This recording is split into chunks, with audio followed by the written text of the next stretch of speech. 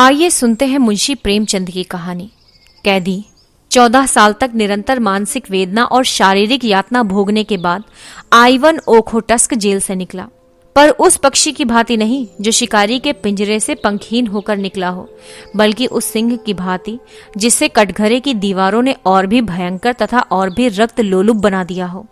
उसके अंतःस्थल में एक द्रव ज्वाला उमड़ रही थी, जिसने अपने ताप से उसके बलिष्ठ शरीर, सुडौल अंग प्रत्यंग और लहराती हुई अभिलाषाओं को झुलस डाला था, और आज उसके अस्तित्व का एक एक अणु एक एक चिंगारी बना हुआ था। क्षुधित, चंचल और विद्रोह में जेलर ने उसे तौला। प्रवेश के समय 2 मन 30 सेर था, आज केवल 1 मन 5 सेर। जेलर ने सहानुभूति दिखाकर कहा, तुम बहुत दुर्बल हो गए हो आइवन, अगर जरा भी पथ्य हुआ तो बुरा होगा।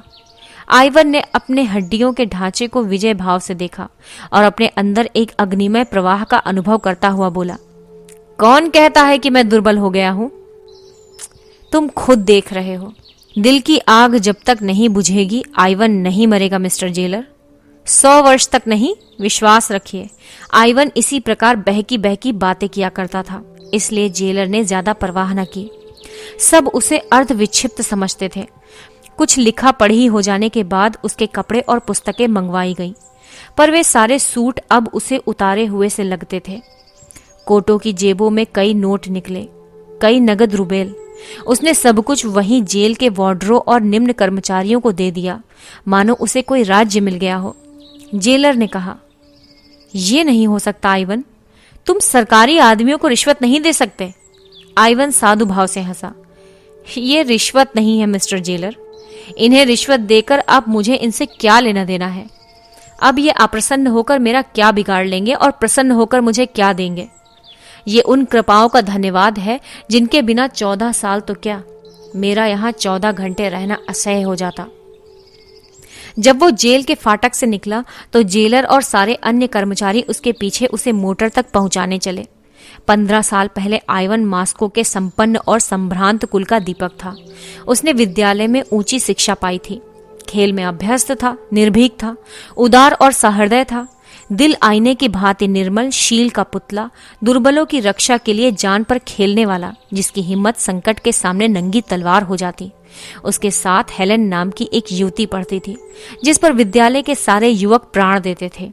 वो जितनी रूपवती थी उतनी ही तेज थी, बड़ी कल्पनाशील, पर अपने मनोभावों को ताले में बंद रखने वाली। आइवन में क्या देखकर वो उसकी ओर आकर्षित हो गई, ये कहना कठिन है। दोनों में लेश मात्र भी सामंजस्य न था। आइवन सैर और शराब का प्रेमी था, हेलेन कविता और संगीत और नृत्य पर जान देती थी। आइवन की निगाह में रुपए केवल इसलिए थे कि दोनों हाथों से उड़ाए जाएं, लेकिन हेलेन अत्यंत कृपण। आइवन को लेक्चर हॉल कारागार लगता था। हेलेन इस सागर की मछली थी, पर कदाचित वो विभिन्नता ही उनमें स्वाभाविक आकर्षण बन गई, जिसने अंत में विकल प्रेम का रूप लिया। आइवन ने उससे विवाह का प्रस्ताव किया और उसने स्वीकार कर लिया, और दोनों किसी शुभ मुहूर्त में पाणी ग्रहण करके सुहागरात बिताने के लिए किसी पहाड़ी जगह में जाने के मंसूबे बांध रहे थे कि सहसा राजनीतिक संग्राम ने उन्हें अपनी ओर खींच लिया। हेलेन पहले से ही राष्ट्रवादियों की ओर झुकी हुई थी। आइवन भी उसी रंग में रंग उठा। खानदान का रईस था, उसके लिए प्रजा पक्ष लेना एक महान तपस्या थी। इसलिए जब कभी वो इस संग्राम में हताश हो जाता तो हेलेन उसकी हिम्मत बंधाती, और आइवन उसके स्नेह और अनुराग से प्रभावित होकर अपनी दुर्बलता पर लज्जित हो जाता। इन्हीं दिनों उक्रायन प्रांत की सूबेदारी पर रोमनाफ नाम का एक गवर्नर नियुक्त होकर आया, बड़ा ही कट्टर, राष्ट्रवादियों का जानी दुश्मन। दिन में 2-4 विद्रोहियों को जब तक जेल न भेज लेता उसे चैन न आता। आते ही आते उसने कई संपादकों पर राजद्रोह का अभियोग चलाकर उन्हें साइबेरिया भिजवा दिया। कृषकों की सभाएं तोड़ दी, नगर की म्यूनिसिपैलिटी तोड़ दी, और जब जनता ने अपना रोष प्रकट करने के लिए जलसे किए तो पुलिस से भीड़ पर गोलियां चलवाई, जिससे कई बेगुनाहों की जाने गईं। मार्शल लॉ जारी कर दिया। सारे नगर में हाहाकार मच गया। लोग मारे डर के घरों से न निकलते थे, क्योंकि पुलिस हर एक की तलाशी लेती थी और उसे पीटती थी। हेलेन ने कठोर मुद्रा से कहा, ये अंधेर तो अब नहीं देखा जाता। आइवन, इसका कुछ उपाय होना चाहिए। आइवन ने प्रश्न भरी आंखों से देखा। उपाय? हम कर सकते हैं। हेलेन ने उसकी जड़ता पर खिन्न होकर कहा, तुम कहते हो हम क्या कर सकते हैं? मैं कहती हूं हम सब कुछ कर सकते हैं। मैं इन्हीं हाथों से उसका अंत कर दूंगी। आइवन ने विस्मय से उसकी ओर देखा। तुम समझती हो उसे कत्ल करना आसान है? वो कभी खुली गाड़ी में नहीं निकलता। उसके आगे पीछे सशस्त्र सवारों का एक दल हमेशा रहता है। रेलगाड़ी में भी वो रिजर्व डब्बों में सफर करता है। मुझे तो असंभव सा लगता है। हेलन, बिल्कुल असंभव। हेलन कई मिनट तक चाय बनाती रही। फिर 2 प्याले मेज पर रखकर उसने प्याला मुंह से लगाया और धीरे धीरे पीने लगी। किसी विचार में तन्मय हो रही थी। सहसा उसने प्याला मेज पर रख दिया और बड़ी बड़ी आंखों में तेज भरकर बोली, ये सब कुछ होते हुए भी मैं उसे कत्ल कर सकती हूं आइवन। आदमी एक बार अपनी जान पर खेलकर सब कुछ कर सकता है। जानते हो मैं क्या करूंगी? मैं उससे राहो रस्म पैदा करूंगी, उसका विश्वास प्राप्त करूंगी, उसे इस भ्रांति में डालूंगी कि मुझे उससे प्रेम है। मनुष्य कितना ही हृदयहीन हो, उसके हृदय के किसी न किसी कोने में पराग की भांति रस छिपा ही रहता है। मैं तो समझती हूं कि रोमनाथ की ये दमन नीति उसकी अवरुद्ध अभिलाषा की गांठ है और कुछ नहीं। किसी मायाविनी के प्रेम में असफल होकर उसके हृदय का रस रेत सूख गया है। वहां रस का संचार करना होगा और किसी युवती का एक मधुर शब्द, एक सरल मुस्कान भी जादू का काम करेगी। ऐसों को तो वो चुटकियों में अपने पैरों पर गिरा सकती है। तुम जैसे सैलानियों को रिझाना इससे कहीं कठिन है। अगर तुम ये स्वीकार करते हो कि मैं रूपहीन नहीं हूं, तो मैं तुम्हें विश्वास दिलाती हूं कि मेरा कार्य सफल होगा। बतलाओ, मैं रूपवती हूं या नहीं? उसने तिरछी आंखों से आइवन को देखा। आइवन इस भाव विलास पर मुग्धा होकर बोला, तुम ये मुझसे पूछती हो हेलन? मैं तो तुम्हें संसार की। हेलन ने उसकी बात काटकर कहा, अगर तुम ऐसा समझते हो तो तुम मूर्ख हो आइवन। इस नगर में नहीं, हमारे विद्यालय में ही मुझसे कहीं रूपवती बालिकाएं मौजूद हैं। हाँ, तुम इतना ही कह सकते हो कि तुम कुरूपा नहीं हो।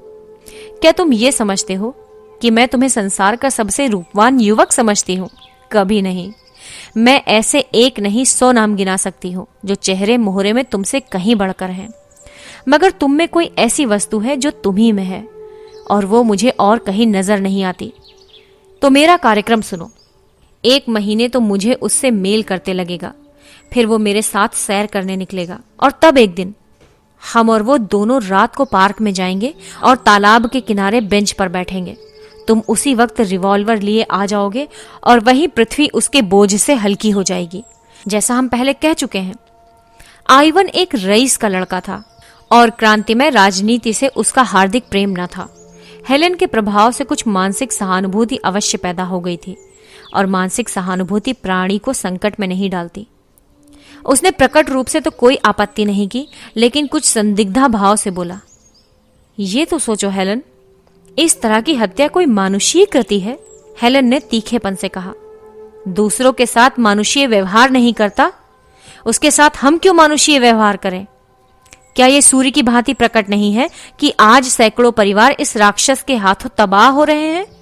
कौन जानता है इसके हाथ कितने बेगुनाहों के खून से रंगे हुए हैं? ऐसे व्यक्ति के साथ किसी तरह की रियायत करना असंगत है। तुम न जाने क्यों इतने ठंडे हो गए। मैं तो उसके दुष्टाचरण को देखती हूं तो मेरा रक्त खौलने लगता है। मैं सच कहती हूं, जिस वक्त उसकी सवारी निकलती है मेरी बोटी बोटी हिंसा के आवेग से कांपने लगती है। अगर मेरे सामने कोई उसकी खाल भी खींच ले तो मुझे दया ना आए। अगर तुम में इसका साहस नहीं है तो कोई हरज नहीं, मैं खुद सब कुछ कर लूंगी। हाँ, देख लेना मैं कैसे उस कुत्ते को जहन्नुम पहुंचाती हूं। हेलन का मुखमंडल हिंसा के आवेग से लाल हो गया। आइवन ने लज्जित होकर कहा, नहीं नहीं, ये बात नहीं है हेलन। मेरा ये आशय न था कि मैं इस काम में तुम्हें सहयोग ना दूंगा। मुझे आज मालूम हुआ कि तुम्हारी आत्मा देश की दुर्दशा से कितनी विकल है, लेकिन मैं फिर यही कहूंगा कि ये काम इतना आसान नहीं है और हमें बड़ी सावधानी से काम लेना पड़ेगा। हेलन ने उसके कंधों पर हाथ रखकर कहा, तुम इसकी कुछ चिंता ना करो आइवन। संसार में मेरे लिए जो वस्तु सबसे प्यारी है उसे दांव पर रखते हुए क्या मैं सावधानी से काम न लूंगी? लेकिन तुमसे एक याचना करती हूं, अगर इस बीच में कोई ऐसा काम करूं जो तुम्हें बुरा मालूम हो तो तुम मुझे क्षमा करोगे ना? आइवन ने विस्मय भरी आंखों से हेलन के मुख की ओर देखा। उसका आशय उसकी समझ में न आया। हेलन डरी। आइवन कोई नई आपत्ति तो नहीं खड़ी करना चाहता। आश्वासन के लिए अपने मुख को उसके आतुर अधरों के समीप ले जाकर बोली, प्रेम का अभिनय करने में मुझे वो सब कुछ करना पड़ेगा जिस पर एकमात्र तुम्हारा ही अधिकार है। मैं डरती हूं कहीं तुम मुझ पर संदेह न करने लगो। आइवन ने उसे करपाश में लेकर कहा, यह असंभव है एलन। विश्वास प्रेम की पहली सीढ़ी है। अंतिम शब्द कहते कहते उसकी आंखें झुक गई। इन शब्दों में उदारता का जो आदर्श था वो उस पर पूरा उतरेगा या नहीं, वो यही सोचने लगा। इसके 3 दिन पीछे नाटक का सूत्रपात हुआ।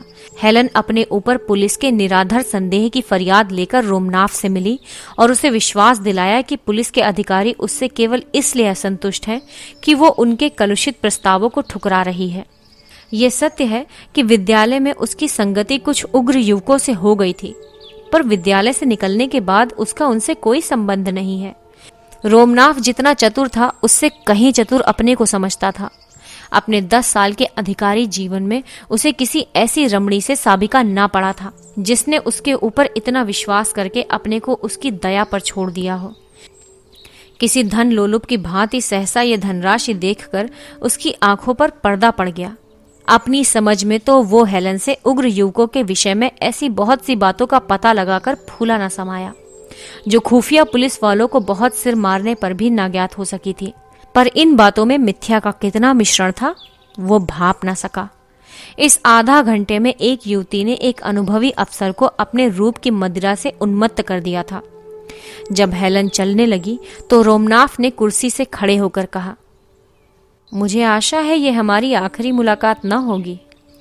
हेलन ने हाथ बढ़ाकर कहा, हुजूर ने जिस सौजन्य से मेरी विपत्ति कथा सुनी है उसके लिए मैं आपको धन्यवाद देती हूँ। कल आप तीसरे पहर यहीं चाय पिए। रब्त जब्त बढ़ने लगा। हेलन आकर रोज की बातें आइवन से कह सुनाती। रोमनाफ वास्तव में जितना बदनाम है उतना बुरा नहीं। नहीं, वो बड़ा रसिक, संगीत और कला का प्रेमी और शील तथा विनय की मूर्ति है। इन थोड़े ही दिनों में हेलन से उसकी घनिष्ठता हो गई है और किसी अज्ञात रीति से नगर में पुलिस का अत्याचार कम होने लगा है। अंत में वो निश्चित तिथि आई। आइवन और हेलन दिन भर बैठे बैठे इसी प्रश्न पर विचार करते रहे। आइवन का मन आज बहुत चंचल हो रहा था। कभी अकारण ही हंसने लगता, कभी अनायास ही रो पड़ता। शंका, प्रतीक्षा और किसी अज्ञात चिंता ने उसके मनोसागर को इतना अशांत कर दिया था कि उसमें भावों की नौकाएं डगमगा रही थी। न मार्ग का पता था न दिशा का। हेलन भी आज बहुत चिंतित और गंभीर थी। आज के लिए उसने पहले ही से सजीले वस्त्र बनवा रखे थे। रूप को अलंकृत करने के ना जाने किन किन विधानों का प्रयोग कर रही थी, पर इसमें किसी योद्धा का उत्साह नहीं, कायर का कंपन था। सहसा आइवन ने आंखों में आंसू भरकर कहा, तुम आज इतनी मायाविनी हो गई हो हेलन कि मुझे ना जाने क्यों तुमसे भय हो रहा है। हेलन मुस्कुराई। उस मुस्कान में करुणा भरी हुई थी। मनुष्य को कभी कभी कितने ही अप्रिय कर्तव्यों का पालन करना पड़ता है आइवन। आज मैं सुधा से विष का काम लेने जा रही हूँ। अलंकार का ऐसा दुरुपयोग तुमने कहीं और देखा है? आइवन उड़े हुए मन से बोला, इसी को राष्ट्र जीवन कहते हैं। ये राष्ट्र जीवन है, ये नरक है। मगर संसार में अभी कुछ दिन और इसकी जरूरत रहेगी। ये अवस्था जितनी जल्द बदल जाए उतना ही अच्छा। पासा पलट चुका था। आइवन ने गर्म होकर कहा, अत्याचारियों को संसार में फलने फूलने दिया जाए जिससे एक दिन इनके कांटों के मारे पृथ्वी पर कहीं पांव रखने की जगह न रहे। हेलन ने कोई जवाब न दिया, पर उसके मन में जो अवसाद उत्पन्न हो गया था वो उसके मुख पर झलक रहा था। राष्ट्र उसकी दृष्टि में सर्वोपरि था। उसके सामने व्यक्ति का कोई मूल्य न था। अगर इस समय उसका मन किसी कारण से दुर्बल भी हो रहा था तो उसे खोल देने का उसमें साहस न था। दोनों गले मिलकर विदा हुए। कौन जाने यह अंतिम दर्शन हो। दोनों के दिल भारी थे और आंखें सजल। आइवन ने उत्साह के साथ कहा, मैं ठीक समय पर आऊंगा। हेलन ने कोई जवाब न दिया। आइवन ने फिर सानुरोध कहा, खुदा से मेरे लिए दुआ करना हेलन। हेलन ने जैसे रोते हुए गले से कहा, मुझे खुदा पर भरोसा नहीं है। मुझे तो है। कब से? जब से मौत मेरी आंखों के सामने खड़ी हो गई। वो वेग के साथ चला गया। संध्या हो गई थी और 2 घंटे के बाद ही उस कठिन परीक्षा का समय आ जाएगा जिससे उसके प्राण कांप रहे थे। वो कहीं एकांत में बैठकर सोचना चाहता था। आज उसे ज्ञात हो रहा था कि वो स्वाधीन नहीं है। बड़ी मोटी जंजीर उसके एक एक अंग को जकड़े हुए थी।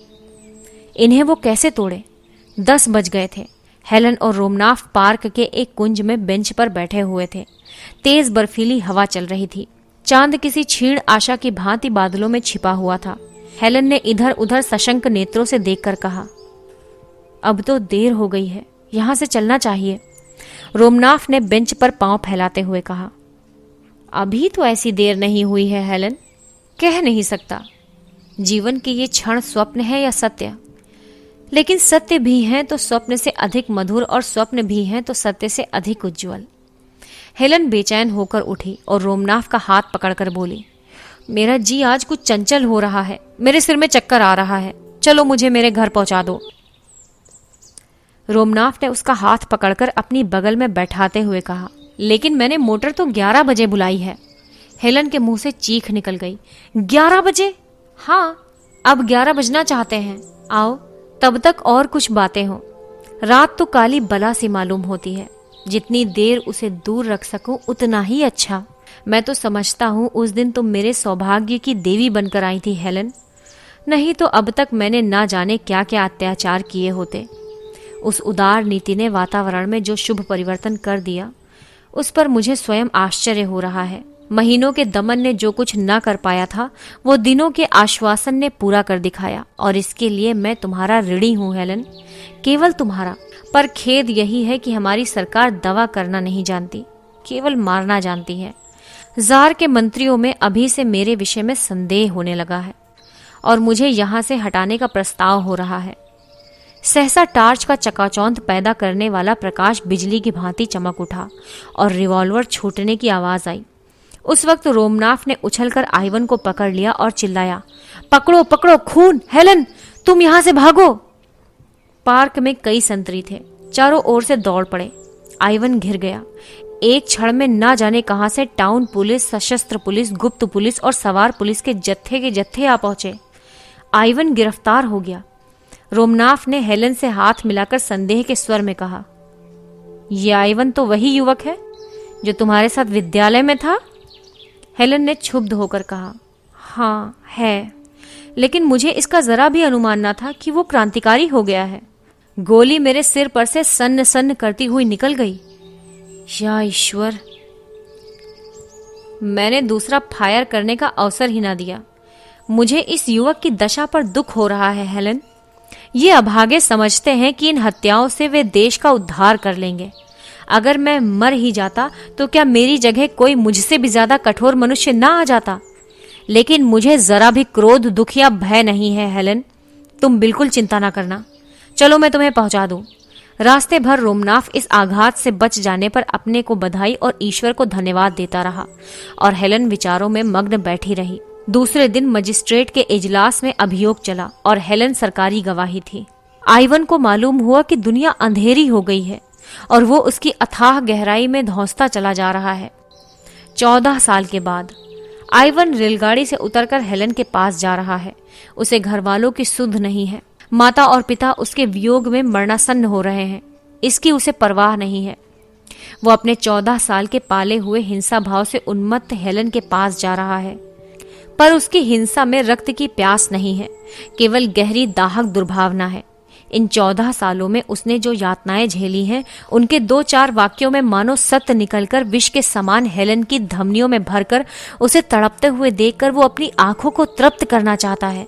और वो वाक्य क्या है? हेलन, तुमने मेरे साथ जो दगा की है वो शायद तिरिया चरित्र के इतिहास में भी अद्वितीय है। मैंने अपना सर्वस्व तुम्हारे चरणों पर अर्पण कर दिया।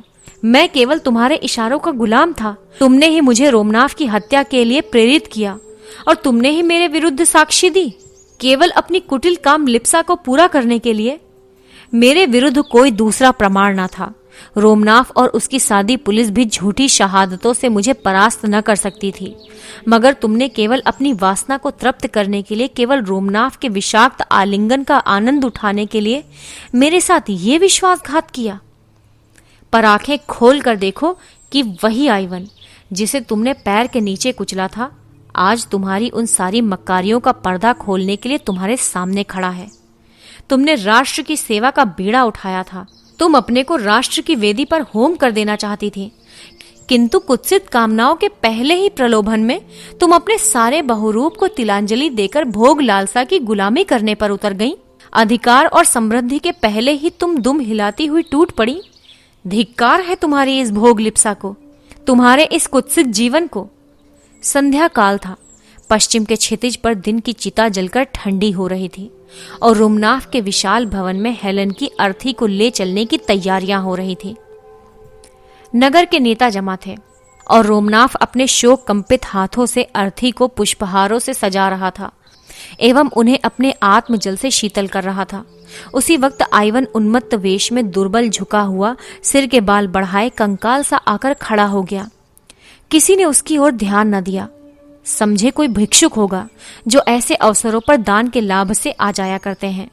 जब नगर के बिशप ने अंतिम संस्कार समाप्त किया और मरियम की बेटियां नए जीवन के स्वागत पर गीत गा चुकी, तो आइवन ने अर्थी के पास जाकर आवेश से कांपते हुए स्वर में कहा, ये वो दुष्टा है जिससे सारी दुनिया की पवित्र आत्माओं की शुभ कामनाएं भी नरक की यातना से नहीं बचा सकती। वो इस योग्य थी कि उसकी लाश। कई आदमियों ने दौड़कर उसे पकड़ लिया और धक्के देते हुए फाटक की ओर ले चले। उसी वक्त रोमनाफ ने आकर उसके कंधों पर हाथ रख दिया और उसे अलग ले जाकर पूछा, दोस्त, क्या तुम्हारा नाम क्लॉडियस आइवनॉफ है? हाँ, तुम वही हो। मुझे तुम्हारी सूरत याद आ गई। मुझे सब कुछ मालूम है, रत्ती रत्ती भर मालूम है। हेलन ने मुझसे कोई बात नहीं छिपाई। अब वो इस संसार में नहीं है। मैं झूठ बोलकर उसकी कोई सेवा नहीं कर सकता। तुम उस पर कठोर शब्दों का प्रहार करो या कठोर आघातों का, वो समान रूप से शांत रहेगी, लेकिन अंत समय तक वो तुम्हारी याद करती रही। उस प्रसंग की स्मृति उसे सदैव रुलाती रहती थी। उसके जीवन की ये बड़ी कामना थी कि तुम्हारे सामने घुटने टेक कर क्षमा की याचना करे। मरते मरते उसने ये वसीयत की कि जिस तरह भी हो सके उसकी ये विनय तुम तक पहुंचाऊं कि वो तुम्हारी अपराधिनी है और तुमसे क्षमा चाहती है। क्या तुम समझते हो, जब वो तुम्हारे सामने आंखों में आंसू भरे आती तो तुम्हारा हृदय पत्थर होने पर भी न पिघल जाता? क्या इस समय भी तुम्हें दीन याचना की प्रतिमा सी खड़ी नहीं दिखती? चलकर उसका मुस्कुराता हुआ चेहरा देखो। मोशियो आइवन, तुम्हारा मन अब भी उसका चुंबन लेने के लिए विकल हो जाएगा। मुझे जरा भी ईर्ष्या न होगी। उस फूलों की सेज पर लेटी हुई वो ऐसी लग रही है मानो फूलों की रानी हो। जीवन में उसकी एक ही अभिलाषा अपूर्ण रह गई आइवन, वो है तुम्हारी क्षमा। प्रेमी हृदय बड़ा उदार होता है आइवन, वो क्षमा और दया का सागर होता है। ईर्ष्या और दंभ के गंदे नाले उसमें मिलकर उतने ही विशाल और पवित्र हो जाते हैं। जिसे एक बार तुमने प्यार किया, उसकी अंतिम अभिलाषा की तुम उपेक्षा नहीं कर सकते। उसने आइवन का हाथ पकड़ा और सैकड़ों कौतूहलपूर्ण नेत्रों के सामने उसे लिए हुए अर्थी के पास आया और ताबूत का ऊपरी तख्ता हटाकर हेलन का शांत मुखमंडल उसे दिखा दिया। उस निस्पंद निश्चेष्ट निर्विकार छवि को मृत्यु ने एक दैवी गरिमा से प्रदान कर दी थी, मानो स्वर्ग की सारी विभूतियां उसका स्वागत कर रही हैं। आइवन की कुटिल आंखों में एक दिव्य ज्योति सी चमक उठी और वो दृश्य सामने खिंच गया जब उसने हेलन को प्रेम से आलिंगित किया था और अपने हृदय के सारे अनुराग और उल्लास को पुष्पों में गूंथ कर उसके गले में डाला था।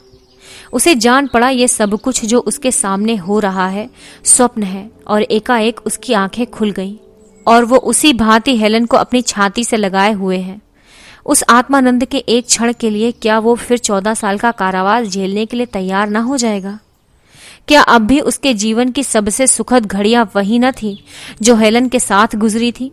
और क्या उन घड़ियों के अनुपम आनंद को वो इन 14 सालों में भी भूल सका था?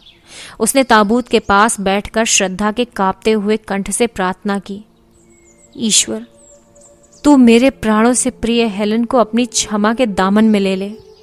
और जब वो ताबूत को कंधों पर लिए चला तो उसकी आत्मा लज्जित थी अपनी संकीर्णता पर, अपनी उद्विग्नता पर, अपनी नीचता पर। और जब ताबूत कब्र में रख दिया तो वो वहां बैठकर ना जाने कब तक रोता रहा। दूसरे दिन रोमनाफ जब फातिहा पढ़ने आया तो देखा आइवन सिजदे में सिर झुकाए हुए है और उसकी आत्मा स्वर्ग को प्रयाण कर चुकी है। आप सुन रहे थे मुंशी प्रेमचंद की कहानी कैदी। जल्द ही एक नई कहानी के साथ आपके सामने उपस्थित होंगे। अगर आपको ये कहानी पसंद आई है तो इसे लाइक कीजिए, अपने साहित्य प्रेमी मित्रों के साथ शेयर कीजिए और इस चैनल को जरूर सब्सक्राइब कीजिए। धन्यवाद।